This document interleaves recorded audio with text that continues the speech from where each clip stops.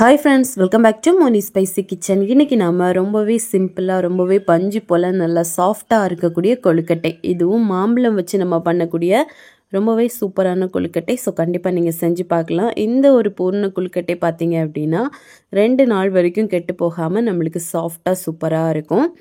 இது நம்ம விநாயகர் சதுர்த்திக்கு கண்டிப்பாக ட்ரை பண்ணலாம். கொஞ்சம் டிஃப்ரெண்ட்டாக கொஞ்சம் வித்தியாசமான டேஸ்ட்டில் ரொம்ப சூப்பராக இருக்கும். முக்கியமாக குழந்தைங்களுக்கு ஈவினிங் ஸ்நாக்ஸாக கொடுத்து விடலாம், ரொம்ப நல்லா விரும்பி சாப்பிடுவாங்க. சரி வாங்க எப்படி செய்யலான்னு பார்க்கலாம். ஃபஸ்ட்டு இது பண்ணுறதுக்காக ஒரு நல்ல பழுத்த மாம்பழமாக இந்த மாதிரி எடுத்துக்கோங்க. புளிப்பு இல்லாத மாம்பழமாக எடுத்துக்கணும். இப்போ இது இந்த மாதிரி குட்டி குட்டியாக கட் பண்ணி தனியாக மாற்றி வச்சுட்டு ஒரு மிக்சி ஜாரில் போட்டு இதை நல்லா ஃபைன் பேஸ்ட்டாக அரைச்சி எடுத்துக்கோங்க. தண்ணி கொஞ்சமாக ஊற்றி நம்ம அரைச்சி எடுத்துக்கலாம். இப்போ அரைச்ச பேஸ்ட்டை மாற்றி வச்சுட்டு ஒரு இடிக்கல் எடுத்திருக்கேன். இதில் 1 டேபிள் ஸ்பூன் அளவுக்கு நான் பொட்டுக்கடலை போட்டு நல்லா நம்ம இந்த மாதிரி க்ரஷ் பண்ணி எடுத்துக்கலாம். மிக்சி ஜாரில் போட்டு நம்ம நல்லா பவுடர்லாம் பண்ணக்கூடாது. லேசாக 1, 2 உடப்பட்டு கிடைக்கணும். அப்போ தான் அந்த பூரணத்துக்கு நம்ம இது சேர்க்கும்போது நல்ல ஒரு டேஸ்ட்டு எக்ஸ்ட்ராவாக நம்மளுக்கு கொடுக்கும். ஸோ அதுக்காக தான். இப்போ இதை மாற்றி வச்சுட்டு ஒரு பவுலில் 1.5 கப் அளவுக்கு அரிசி மாவு. இந்த அரிசி மாவு பார்த்திங்கன்னா நம்ம வீட்டில் பொடிச்ச அரிசி மாவு தான். இது கூடவே ஒரு 1/2 டேபிள் ஸ்பூன் உப்பு சேர்த்துட்டு நம்ம அரைச்சி வச்சுருந்தோம்ல அந்த மேங்கோ பேஸ்ட், இது கூட நான் 1 கப்பு கூட எக்ஸ்ட்ராவாக தண்ணி சேர்த்து மிக்ஸ் பண்ணி வச்சுருந்தேன். அதை நம்ம இது கூட ஆட் பண்ணிக்கலாம். இப்போ எல்லாத்தையுமே ஆட் பண்ணி நல்லா மிக்ஸ் பண்ணி எடுத்துக்கோங்க. இந்த மாதிரி ஃபஸ்ட்டே நம்ம மிக்ஸ் பண்ணி எடுத்துட்டோம் அப்படின்னா இந்த மாவில் எந்த ஒரு கட்டிகளும் எதுவும் இருக்காது. அதுக்கப்புறமா நம்ம நல்லா குக் பண்ணி எடுக்கும்போது நம்மளுக்கு டோ ரொம்ப சூப்பராக ரெடியாகி வரும். ஸோ ஃபஸ்ட்டே இந்த மாதிரி நீங்கள் மிக்ஸ் பண்ணி எடுத்துக்கோங்க. இது இந்த மாதிரி நல்லா மிக்ஸ் பண்ணிக்கலாம். ஒரு விஸ்கோ ஃபோக்கோ இருந்துச்சு அப்படின்னா இன்னும் கொஞ்சம் நல்லா ஈஸியாக இருக்கும் நம்மளுக்கு மிக்ஸ் பண்ணுறதுக்கு. இதோட டேஸ்ட்டும் கலரும் பார்த்திங்கன்னா ரொம்ப சூப்பராக இருக்கும்.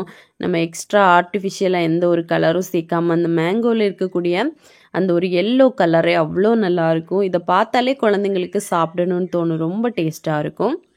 இப்போ இதை அப்படியே எடுத்து நம்ம ஒரு பேனில் சேர்த்து நல்லா ஹீட் பண்ணி கடாயில் ஒட்டாமல் வர ஸ்டேஜ் வரைக்கும் நல்லா மிக்ஸ் பண்ணி கொடுத்துட்டே இருக்கணும். அது ரொம்ப முக்கியம். இப்போது மீடியம் டு லோ ஃப்ளேமில் வச்சுக்கலாம். ஹை ஃப்ளேமில் எல்லாம் வைக்க வேண்டாம். நல்லா இந்த மாதிரி மிக்ஸ் பண்ணி கொடுத்துட்டே இருங்க. மிக்ஸ் பண்ண என்ன ஆகும் அப்படின்னா இது கொஞ்சம் கொஞ்சமாக நல்லா திக்காக ஆரம்பிக்கும். நீங்கள் தேவைப்பட்டால் ஒரு டேபிள் ஸ்பூன் அளவுக்கு நெய்யோ எண்ணெயோ சேர்த்துக்கலாம். ஸோ ரொம்ப டேஸ்ட்டாக இருக்கும். இப்போது நல்லா இந்த மாதிரி மிக்ஸ் பண்ணி கொடுத்துட்டே இருங்க. கொஞ்சம் கொஞ்சமாக நல்லா திக்காக ஆரம்பிக்கும். இது நம்ம இடியாப்ப மாவெல்லாம் பண்ணுவோம்ல, அந்த ஒரு பதத்துக்கு கொண்டு வரணும். அது வரைக்கும் நல்லா மிக்ஸ் பண்ணி எடுத்துக்கலாம். இப்போ பார்த்தீங்க அப்படின்னா ஓரளவுக்கு கடாயில் ஒட்டாமல் நல்லா மிக்ஸ் ஆகி வந்துருச்சு. இனிமேல் இதை அப்படியே நம்ம ஆற வைக்கணும். ஒரு மூடி போட்டு ஆற வைங்க. இல்லை அப்படின்னா மேலையெல்லாம் நல்லா ட்ரை ஆயிரும். இப்போது நம்மளுக்கு ரெடி ஆயிடுச்சு. ரெடி ஆனதுக்கப்புறமா இதை அப்படியே எடுத்து ஒரு மூடி போட்டு நம்ம கம்ப்ளீட்டாக ஆற வச்சிடலாம். இது ஆறுற அந்த கேப்பில் நம்ம பூரணம் ரெடி பண்ணிக்கலாம். ஒரு கடாயில் 2 கப் அளவுக்கு ஃப்ரெஷ்ஷான தேங்காய் போட்டு லேசாக ரோஸ்ட் பண்ணிக்கலாம். இந்த மாதிரி ரோஸ்ட் பண்ணி நம்ம சேர்க்கும்போது இந்த பூரணம் சீக்கிரமாக கெட்டு போகாது. தேங்காய் இருக்கிறதுனால தான் இது கெட்டு போகிறது. தேங்காவை ரோஸ்ட் பண்ணிட்டீங்க அப்படின்னா அது கெட்டு போகாது. ஒரு 2 டேஸ் வரைக்கும் நீங்கள் வச்சு சாப்பிடலாம். இப்போ இதில் ஒரு 3/4 கப் அளவுக்கு வெல்லம் சேர்த்துருக்கேன். நீங்கள் கருப்பட்டி போட்டுக்கலாம், நாட்டு சக்கரை போடலாம், ப்ரௌன் சுகர் போடலாம், நார்மல் சுகர் கூட போட்டுக்கலாம். போட்டு நல்லா மிக்ஸ் பண்ணிக்கோங்க. இப்போ இந்த வெல்லம் எல்லாம் கொஞ்சம் கரைஞ்சதும் 1 டேபிள் ஸ்பூன் அளவுக்கு நம்ம நெய் ஆட் பண்ணிக்கலாம். இது கூடவே ஒரு 1/2 டேபிள் ஸ்பூன் அளவுக்கு ஏலக்காய் பவுடரும் போட்டு நல்லா மிக்ஸ் பண்ணிக்கோங்க. ஏலக்காயோட ஃப்ளேவர் ரொம்ப நல்லா இருக்கும். இப்போ சேர்த்து நல்லா மிக்ஸ் பண்ணிவிட்டு நம்ம ஸ்டவ் ஆஃப் பண்ணிடணும். ஸ்டவ் ஆஃப் பண்ணுறதுக்கு முன்னாடி கடைசியாக நம்ம இடித்து வச்சுருந்தோம்ல அந்த பொட்டுக்கடலை மிக்ஸை அதையும் இதுக்குள்ளே போட்டு நீங்கள் மிக்ஸ் பண்ணி எடுத்துகிட்டு நம்ம ஸ்டவ் ஆஃப் பண்ணிடலாம். ரொம்ப ரொம்ப டேஸ்ட்டாக இருக்கும் இந்த ஒரு பூரணம் பொறுத்தவரை. நம்ம பொட்டுக்கடலை போட்டு பண்ணியிருக்கோம் அப்படிங்கிறனால குழந்தைங்களுக்கு நல்ல க்ரன்ச்சியாகவும் நல்லா டேஸ்ட்டாகவும் கிடைக்கும். ஸோ கண்டிப்பாக இந்த ஒரு மெத்தடில் நீங்கள் ட்ரை பண்ணி பார்க்கலாம். இப்போ பாருங்கள் நம்மளுக்கு சூப்பராக ரெடி ஆயிடுச்சு. இனி ஸ்டவ் ஆஃப் பண்ணிவிட்டு இதை கம்ப்ளீட்டாக நம்ம ஆற வச்சிடலாம். இந்த டைமில் நம்ம ஆல்ரெடி மாவு ரெடி பண்ணி வச்சுருந்தோம்ல, அதில் கொஞ்சமாக எண்ணெய் மட்டும் மேலே அப்ளை பண்ணிவிட்டு நல்லா மிக்ஸ் பண்ணிக்கோங்க. இப்போ இடியாப்ப மாவு பதத்துக்கு நம்மளுக்கு கிடைக்கும். நல்லா இந்த மாதிரி மிக்ஸ் பண்ணி எடுத்துக்கோங்க. நம்மளுக்கு சூப்பராக பர்ஃபெக்டான மாவு ரெடி ஆயிடுச்சு. இப்போது இதுலேருந்து தேவையான சைஸுக்கு நீங்கள் பால்ஸாக எடுத்துக்கலாம். நான் இந்த மாதிரி கொஞ்சம் குட்டி குட்டியாக பால்ஸாக எடுத்துகிட்டு இதை நம்ம ஒரு பாலித்தீன் பேப்பர் எடுத்துக்கோங்க. அதில் கொஞ்சமாக எண்ணெய் அப்ளை பண்ணிவிட்டு நம்ம வந்து இன்னொரு பாலித்தீன் கவர் இதுக்கு மேலே வச்சு ரொம்ப ஈஸியான ஒரு மெத்தடில் பண்ண போகிறோம். கை வச்சு ப்ரெஸ் பண்ணி பண்ணாமல் இந்த மாதிரி மேலே இன்னொரு கவர் போட்டு லேசாக இந்த மாதிரி ஒரு டிஃபன் பாக்ஸோ ஏதாவது எடுத்துக்கோங்க. எடுத்துகிட்டு ஒரே ஒரு ப்ரெஸ் மட்டும் கொடுங்க. இந்த மாதிரி கொடுத்தீங்க அப்படின்னா அது ஈக்குவலாக நம்மளுக்கு இந்த மாதிரி ஒரு ஷேப்புக்கு வந்துடும்.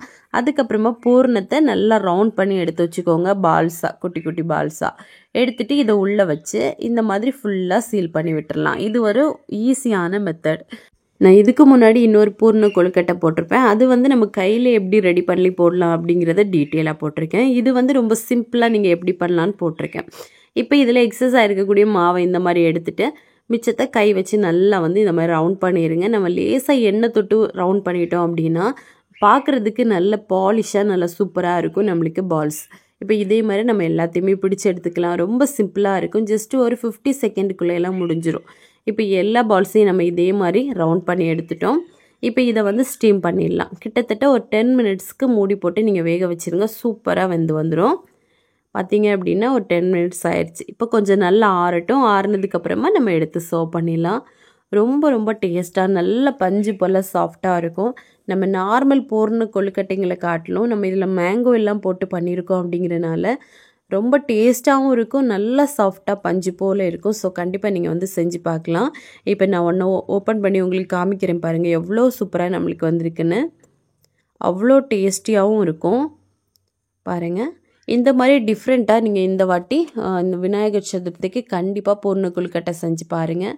ரொம்ப பர்ஃபெக்டாக வரும். ரொம்ப டேஸ்டியாகவும் இருக்கும். ஸோ கண்டிப்பாக செஞ்சு பார்த்துட்டு எப்படி வந்துச்சுன்னு மறக்காமல் கமெண்ட் பண்ணுங்கள்.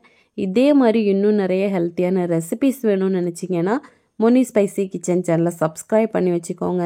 லைக் பண்ணுங்கள், ஷேர் பண்ணுங்கள். நெக்ஸ்ட் இன்னொரு வீடியோவில் உங்களை சந்திக்கும் வரை டேக் கேர், பாய்.